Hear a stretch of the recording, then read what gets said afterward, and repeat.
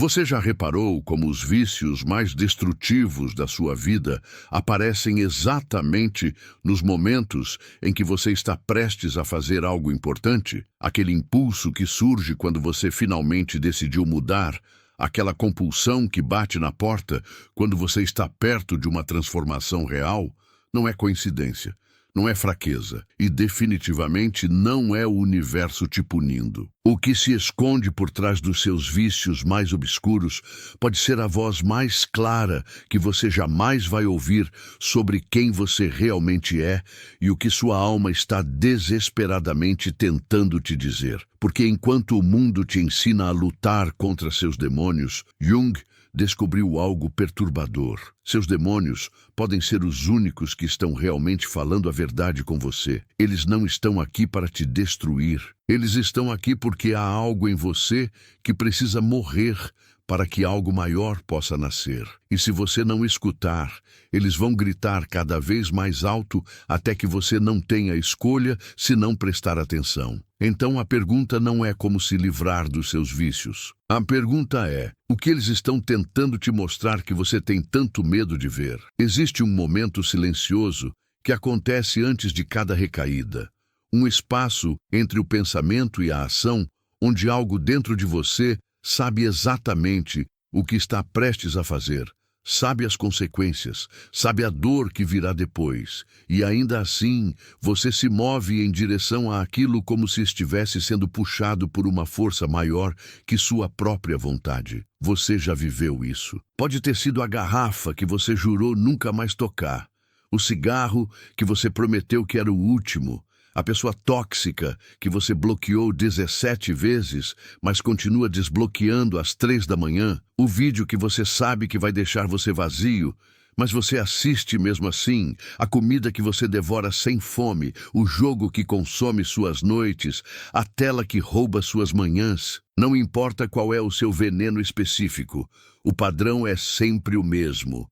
Você está consciente, você está presente, você vê a armadilha e ainda assim você caminha direto para dentro dela como se estivesse cumprindo um roteiro escrito muito antes de você nascer. E depois vem a culpa. Aquela culpa familiar que se instala como uma névoa pegajosa, sussurrando que você é fraco, que você não tem controle, que você nunca vai mudar, que há algo fundamentalmente quebrado em você que faz com que você sempre volte para os mesmos lugares escuros, mesmo depois de jurar 1000 vezes que dessa vez seria diferente. Mas e se eu te disser que essa culpa está te impedindo de ver o que realmente está acontecendo? E se o problema não for que você é fraco, mas sim que você está ouvindo mal a mensagem? Carl Jung passou décadas estudando os padrões repetitivos que destroem as pessoas, aqueles ciclos viciosos que parecem ter vida própria.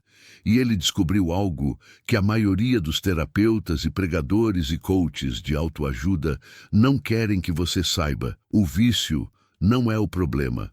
O vício é a solução. Não é a solução certa, não é a solução saudável, mas é a melhor solução que sua psique conseguiu encontrar para um problema muito mais profundo que você nem sabe que existe. Jung chamava isso de complexo, uma constelação de experiências, memórias, emoções e energias psíquicas que se agrupam ao redor de uma ferida central na sua alma. Quando esse complexo é ativado, seja por um evento externo, por um sentimento, por uma memória, ou simplesmente por estar vivo em um mundo que constantemente cutuca suas feridas mais profundas, ele assume o controle. Não é você quem decide pegar o copo, acender o cigarro, abrir aquele aplicativo. É o complexo agindo através de você, tentando desesperadamente aliviar uma dor que você não sabe nomear, preencher um vazio que você não sabe de onde vem,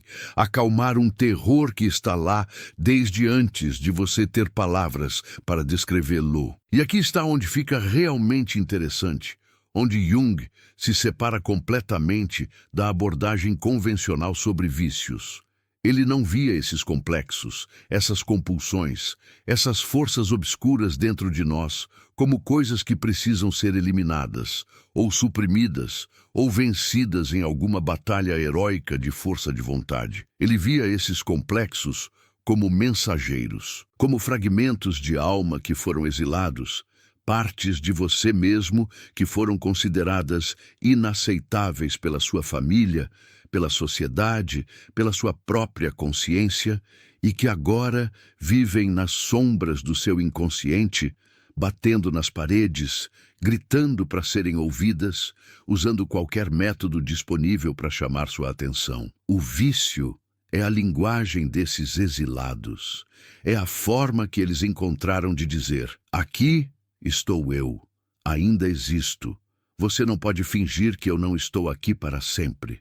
E quanto mais você tenta silenciá-los, quanto mais você promete nunca mais dar voz a essas partes de si mesmo, mais alto eles gritam, mais destrutivos eles se tornam, porque um fragmento de alma que não é reconhecido eventualmente se torna um demônio. Pense naquela pessoa que você conhece, talvez seja você mesmo, que cresceu em uma família onde expressar raiva era absolutamente proibido, onde a mensagem era clara: pessoas boas não ficam com raiva, pessoas boas são sempre calmas, sempre compreensivas, sempre em controle. Então, a criança aprende a engolir a raiva, a sorrir quando quer gritar, a dizer que está tudo bem quando está tudo desmoronando por dentro. Essa raiva não desaparece. Ela não evapora simplesmente porque você decidiu que ela não é permitida. Ela vai para o porão da psique, para aquele lugar escuro onde todas as coisas banidas vivem. E lá ela cresce, se transforma, fica cada vez mais densa e pesada e desesperada por expressão. E então, um dia, 20 anos depois, essa pessoa não entende porque ela não consegue parar de beber até apagar, porque ela sabota todo relacionamento bom que entra na sua vida, porque ela explode em fúria desproporcional por coisas pequenas e depois não consegue explicar de onde veio aquela intensidade. Ela está tentando resolver o problema errado. Ela está tentando parar de beber, quando o que ela realmente precisa fazer é finalmente deixar aquela criança sentir a raiva que nunca foi permitida sentir. Jung dizia que todo vício é, no fundo, uma busca espiritual que deu errado. É a sede pela totalidade, pelo sagrado, pela conexão com algo maior que você mesmo, mas que se perdeu no caminho e acabou se agarrando a substitutos terrenos que prometem transcendência, mas entregam apenas uma pausa temporária da dor. O alcoólico não está buscando apenas o álcool. Ele está buscando aquele momento de dissolução do ego, aquela sensação de finalmente não ser mais ele mesmo, de escapar da prisão da sua própria identidade rígida por algumas horas. O viciado em trabalho não está apenas tentando ter sucesso. Ele está tentando provar que ele existe, que ele tem valor, que ele merece ocupar espaço nesse mundo. A pessoa viciada em relacionamentos destrutivos não está apenas com medo de ficar sozinha. Ela está tentando reviver e resolver algum padrão antigo, alguma ferida primária, tentando finalmente fazer dar certo aquilo que nunca deu certo com seus pais ou seus primeiros amores. Em cada vício, há uma verdade sobre o que está faltando, sobre o que foi negado, sobre o que sua alma está implorando para ter de volta. E aqui está a parte que vai soar blasfema para quem foi criado em qualquer tradição religiosa convencional, mas que Jung defendia com toda a sua convicção. Deus, ou o que quer que você chame de sagrado, de divino, de força maior que move o universo, esse Deus fala com você através das coisas que você mais se envergonha, não apesar delas, mas através delas. Suas compulsões mais obscuras são cartas não lidas de uma parte de você que está tentando te levar para casa, para a totalidade, para a integração. Jung chamava isso de self, com S maiúsculo, o centro organizador da psique, a imagem de Deus dentro de você, aquilo que você realmente é, além de todas as máscaras e papéis e identidades que você construiu. e o self não é educado. O self não segue as regras da sociedade. O self não se importa se você quer ser visto como uma pessoa boa, funcional, aceitável. O self só se importa com uma coisa: que você se torne quem você realmente é. E se isso significa usar seus vícios como dinamite para explodir a vida falsa que você construiu, então que assim seja. Você está sentado aí, pensando sobre os padrões que se repetem na sua vida. Aquelas coisas que você faz de novo e de novo mesmo sabendo que elas te destroem. E talvez, pela primeira vez, você esteja começando a perceber que há algo mais acontecendo aqui do que simples falta de disciplina. Talvez você esteja começando a sentir que seus vícios não são o inimigo, mas sim os sintomas de uma guerra muito mais antiga que está acontecendo dentro de você. Uma guerra entre quem você foi ensinado a ser e quem você realmente é. Jung dizia que a neurose, e todo vício é uma forma de neurose, é sempre um substituto para sofrimento legítimo. É a psique dizendo: você não está vivendo sua verdade, você não está honrando sua natureza real, você construiu uma vida baseada em mentiras sobre quem você deveria ser, e agora você está pagando o preço.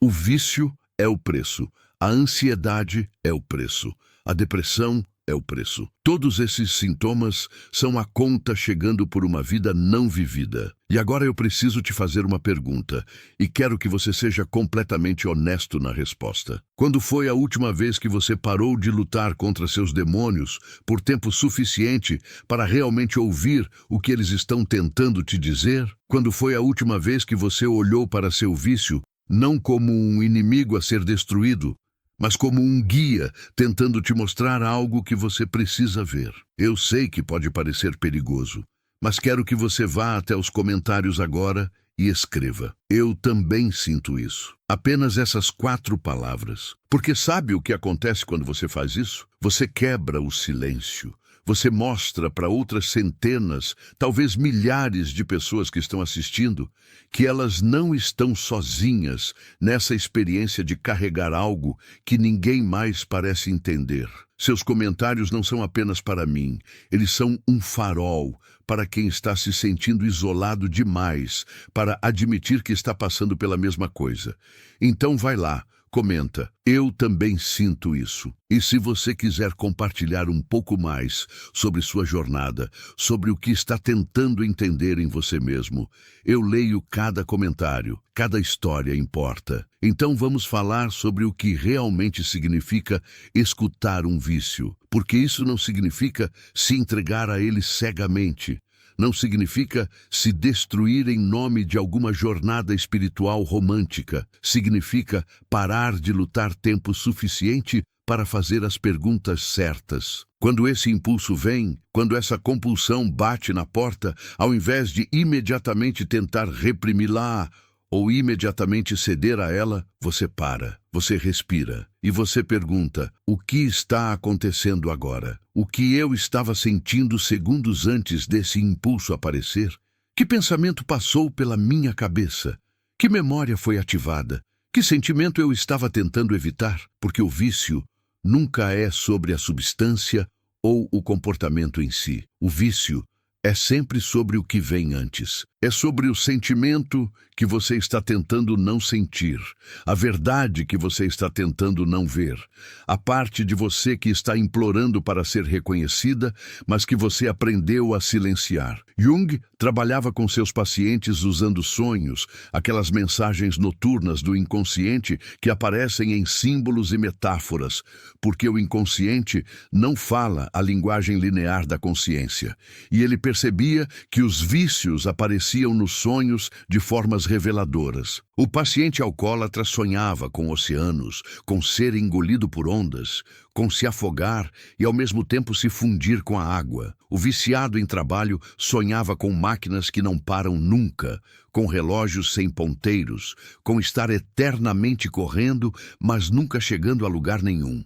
A pessoa viciada em relacionamentos tóxicos sonhava com labirintos, com portas que levam sempre ao mesmo quarto, com rostos que mudam, mas são sempre a mesma pessoa. Os sonhos estavam mostrando a estrutura arquetípica por trás do vício, a história mítica que estava sendo encenada através daquele comportamento compulsivo. E quando você entende a história, quando você vê o padrão arquetípico, você finalmente tem a chance de mudá-lo. Há um arquétipo específico que Jung identificava como estando frequentemente por trás dos vícios mais destrutivos. O arquétipo do puer aeternus, a criança eterna, aquele que se recusa a crescer, que vive em um estado de potencial perpétuo, mas nunca de realização, que foge de qualquer coisa que exija compromisso real, responsabilidade real, limites reais. O vício é a forma perfeita de permanecer puer, de nunca ter que enfrentar as exigências do mundo adulto, de ter uma desculpa sempre pronta para por que você não está vivendo seu potencial. Enquanto você está preso no ciclo do vício, você nunca precisa realmente tentar. Você nunca precisa arriscar falhar de verdade em algo que importa. Você pode culpar o vício por toda a vida não vivida e, assim, manter a fantasia de que, se não fosse por esse problema, você seria incrível, realizado, completo. O vício se torna simultaneamente sua prisão e seu álibi. E a parte mais difícil de aceitar é que uma parte de você sabe disso. Uma parte de você quer isso. Porque a alternativa, que é realmente crescer, realmente comprometer, realmente viver sua vida com todas as imperfeições e limitações que isso implica, essa alternativa é aterrorizante. Mas há outro lado dessa moeda. Outro arquétipo que também se manifesta através dos vícios.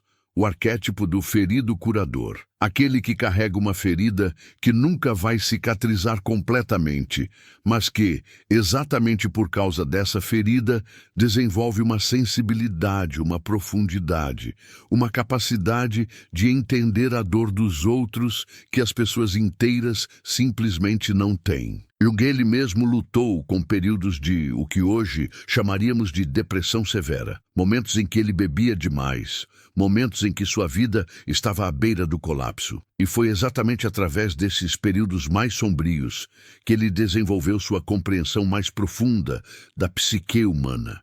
Suas feridas não o destruíram, elas o transformaram em alguém capaz de guiar outros através da escuridão, porque ele conhecia aquele território intimamente. Seu vício, sua compulsão, sua sombra, não foi um obstáculo no caminho, foi o caminho em si.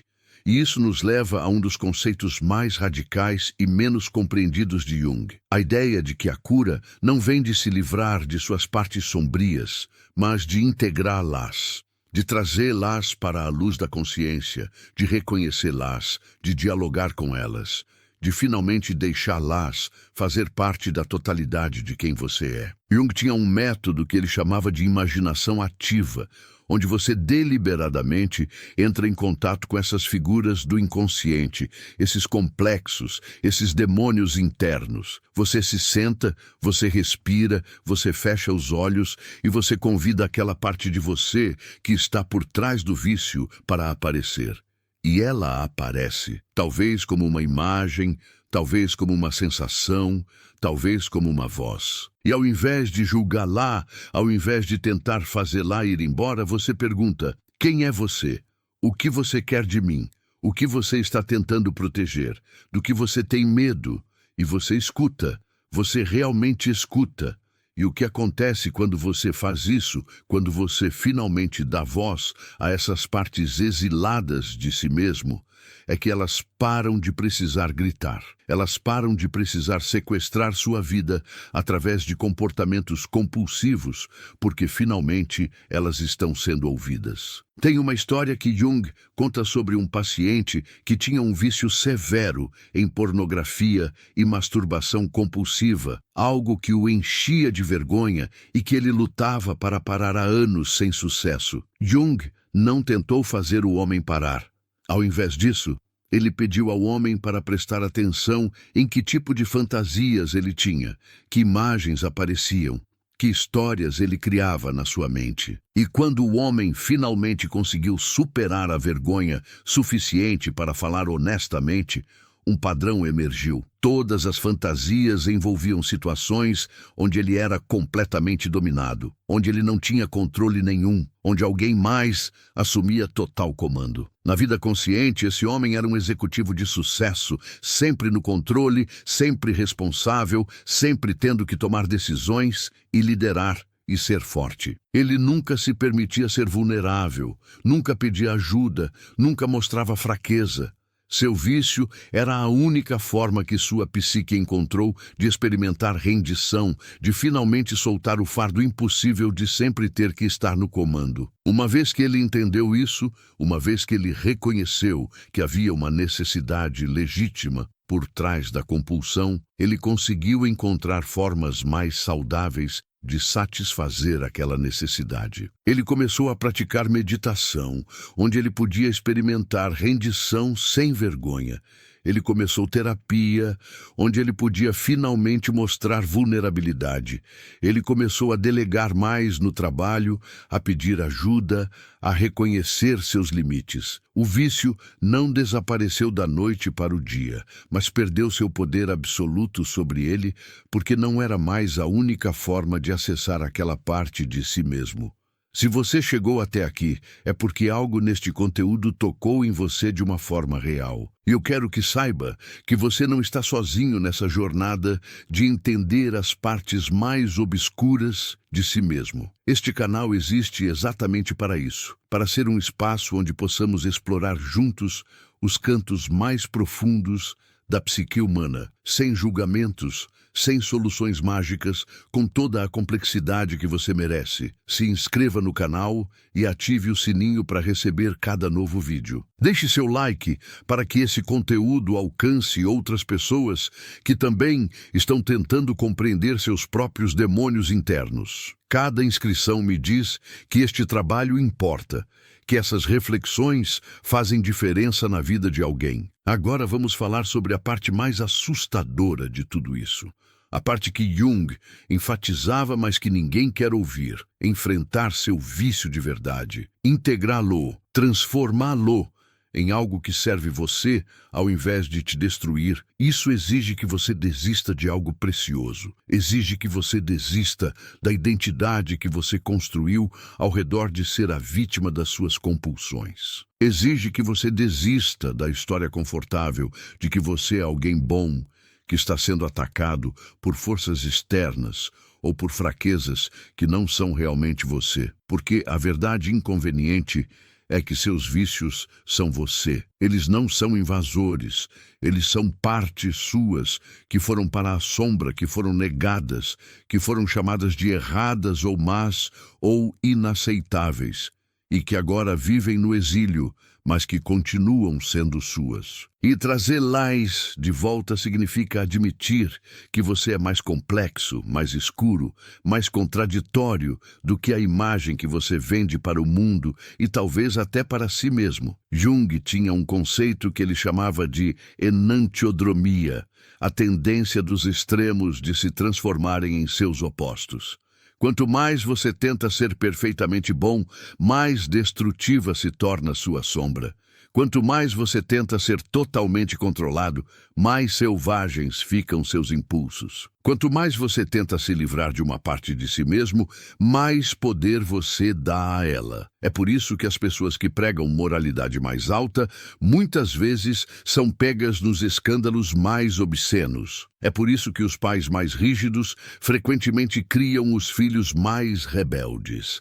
É por isso que você pode passar anos tentando eliminar um vício apenas para descobrir que ele está mais forte do que nunca. Porque a estratégia está errada desde o início. Você não pode matar uma parte de si mesmo. Você só pode reconhecê-la, entendê-la, integrá-la, transformá-la em algo que trabalha com você ao invés de contra você. E isso nos traz a questão central que poucos têm coragem de enfrentar. E se você não quiser mudar? E se no fundo, por trás de todas as promessas e resoluções e momentos de determinação, houver uma parte de você que quer manter o vício exatamente onde ele está? Porque o vício te dá algo, te dá uma identidade, uma história, uma desculpa, um drama, uma forma de se sentir vivo, mesmo que seja através do sofrimento. E desistir disso significaria ter que descobrir quem você é sem aquela muleta,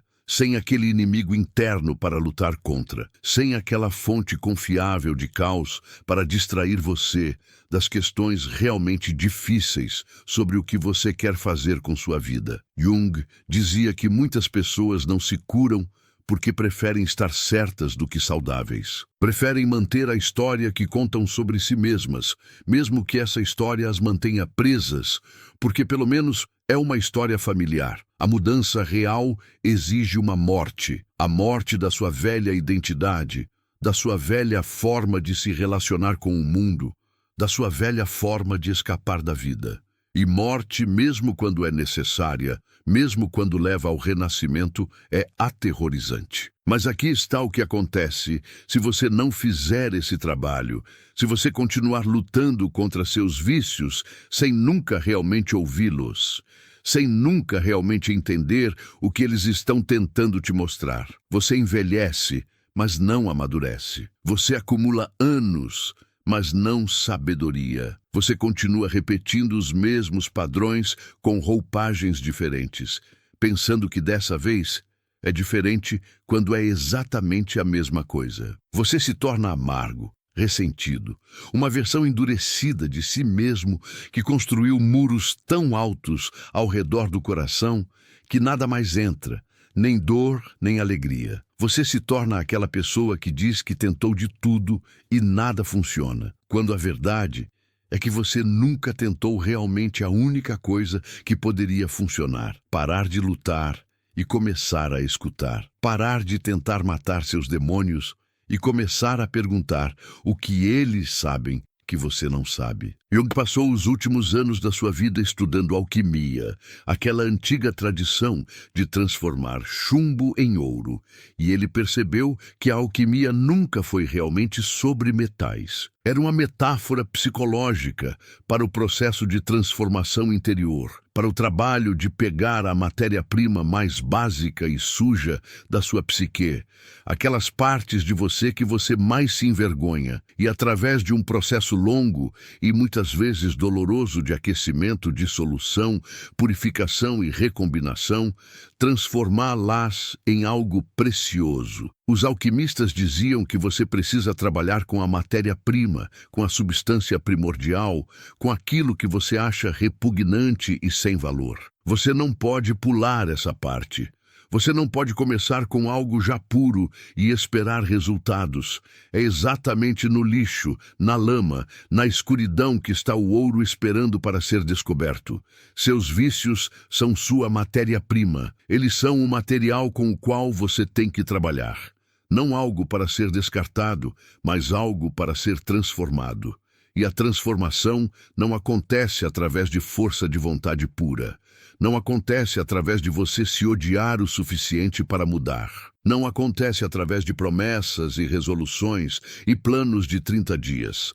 A transformação acontece através de consciência, através de você estar presente com o que é, sem julgamento, sem tentar imediatamente consertar ou mudar. Apenas observando, notando, reconhecendo. Há uma diferença enorme entre reprimir algo e transformá-lo. Quando você reprime, você empurra para baixo, você esconde, você finge que não existe, mas está lá embaixo crescendo mais forte na escuridão. Quando você transforma, você traz para a luz, você olha diretamente, você permite que seja visto, e no ato de ser verdadeiramente visto e reconhecido, sem rejeição, algo muda. A energia presa começa a se mover, o padrão começa a se soltar, o complexo começa a se dissolver, porque não precisa mais gritar para ser notado. Pense em quantas vezes você já prometeu para si mesmo que ia parar. Quantas segundas-feiras foram o início de uma nova vida. Quantas vezes você jogou fora, deletou, bloqueou, jurou nunca mais.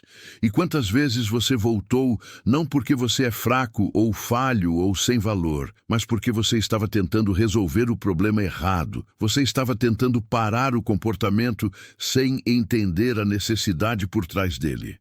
Era como tentar apagar um alarme de incêndio sem perceber que há um incêndio real queimando em algum lugar da casa. O alarme vai continuar tocando cada vez mais alto, cada vez mais urgente, até que você finalmente preste atenção no fogo real. Seus vícios são alarmes, eles são avisos.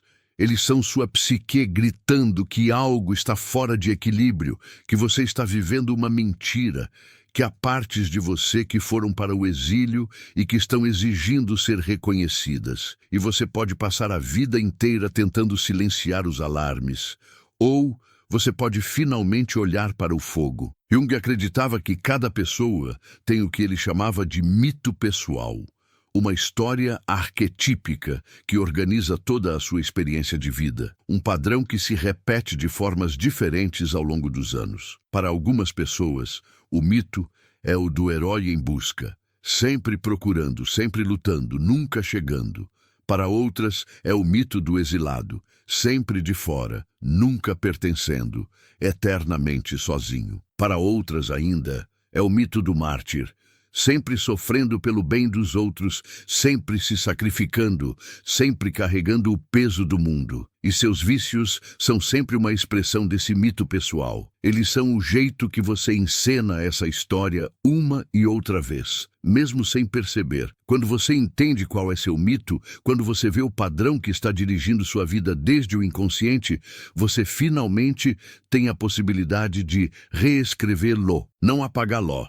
Porque você não pode apagar sua história, mas conscientizá-lo, e ao torná-lo consciente, você ganha a escolha. Você para de ser um personagem sendo movido por forças que você não entende e se torna o autor da sua própria narrativa. E talvez a coisa mais radical que Jung propôs seja esta: que o objetivo da vida não é a felicidade, não é eliminar o sofrimento, não é se tornar perfeito ou iluminado ou livre de problemas. O objetivo da vida é a individuação, que é o processo de se tornar quem você realmente é, com todas as contradições e sombras e complexidades que isso implica. É integrar todos os opostos dentro de você, a luz e a escuridão, o bem e o mal, o criativo e o destrutivo, o divino e o animal.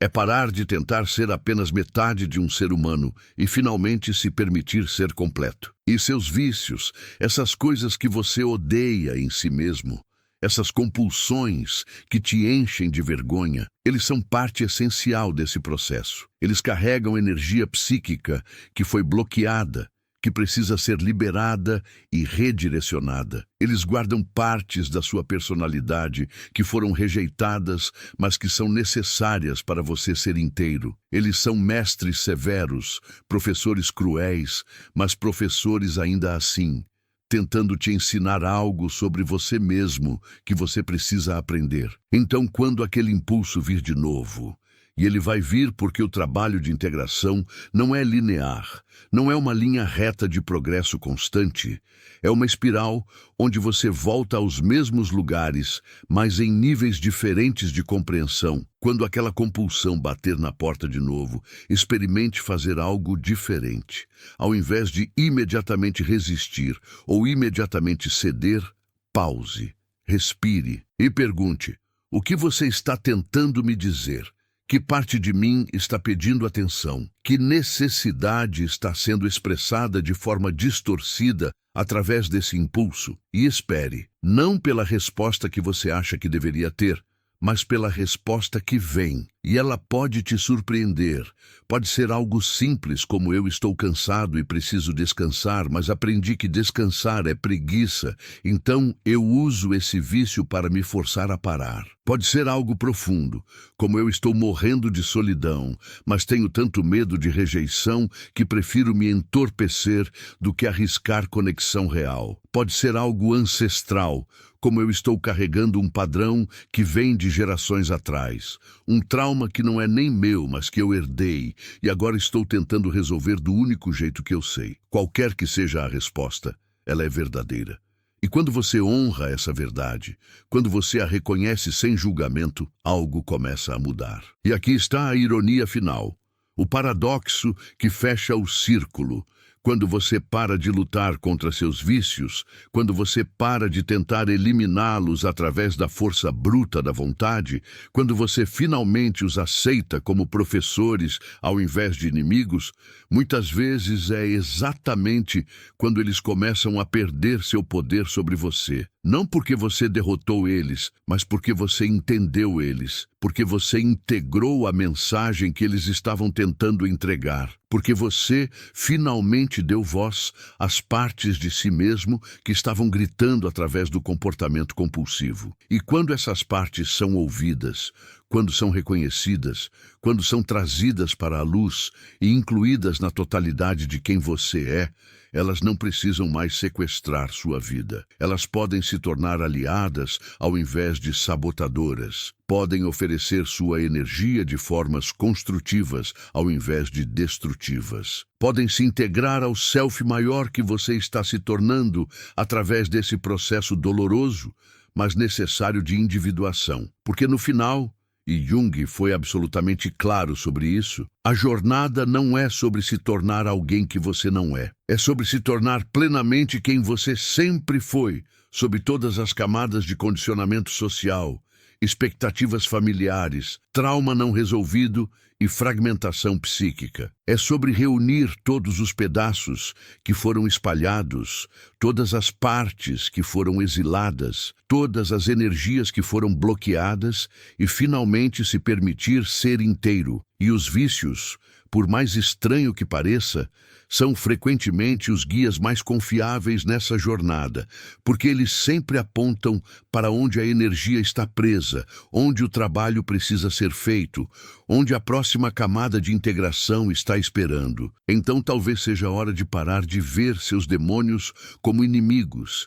e começar a vê-los como mensageiros de uma parte de você que está tentando voltar para casa. Talvez seja a hora de parar de lutar e começar a escutar. Porque quando Deus fala com seus escolhidos através do vício, não é para destruir você, é para finalmente torná-lo inteiro.